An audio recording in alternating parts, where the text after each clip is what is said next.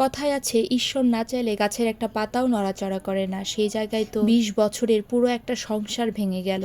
গতকাল থেকেই সামাজিক যোগাযোগ মাধ্যমগুলোতে ব্যাপক আলোচনার বিষয় হচ্ছে দুইজন জনপ্রিয় ডাক্তারের বৈবাহিক বিচ্ছেদ, যাদের কথায় সবাই অনুপ্রাণিত হতো, যারা বছরের পর বছর মানুষের মানসিক স্বাস্থ্য, পারিবারিক সম্পর্ক, দাম্পত্য জীবন, সন্তান লালন পালন এবং সুস্থ জীবনযাপন নিয়ে যারা কাজ করেছেন, অনেক ভেঙে পড়া মানুষকে যারা সাহস দিয়েছেন, অনেককে তো আবার নতুন করে বাঁচতে শিখিয়েছেন।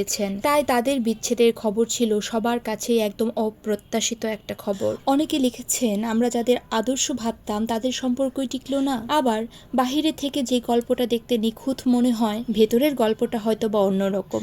আসলে এখানেই হয়তো বা আমাদের সবারই একটা বড় শিক্ষা লুকিয়ে আছে। আসলে আমরা সামাজিক যোগাযোগ মাধ্যমগুলোতে যে ছবিগুলো দেখি, হাসি মাখা মুখ, পারিবারিক সম্পর্ক, সফলতার গল্প, এসবের আড়ালে একজন মানুষ বা একটা সম্পর্ক কি পরিমাণে যে লড়াই করছে তা কিন্তু বাহিরের কেউ জানে না। একটা সম্পর্ক কতটা সুখের, কতটা কঠিন, কতটা ক্লান্তিকর অথবা কতটা ভেঙে পড়েছে সেটা জানে শুধুমাত্র সম্পর্কের সেই দুটি মানুষ। ভালোবাসা আসলেই রং বদলায়।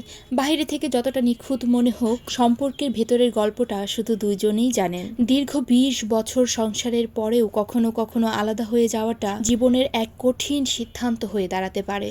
ঈশ্বর যেন কারোর জীবনে এমন কঠিন সিদ্ধান্ত নেয়ার পরিস্থিতি না আনেন, আর যাদের জীবনে এমন সিদ্ধান্ত নেয়ার পরিস্থিতি আনেন তাদেরকে যেন ঈশ্বর ধৈর্য, শান্তি আর উত্তম নতুন জীবন ধারণ করার শক্তি প্রদান করেন মনের ভেতর। জনপ্রিয় এই দুই ডাক্তারের প্রতি আমার শ্রদ্ধা ও শুভকামনা রইল। তাদের আর তাদের সন্তানদের জীবন যেন সুন্দর আর শান্তিপূর্ণ হয়।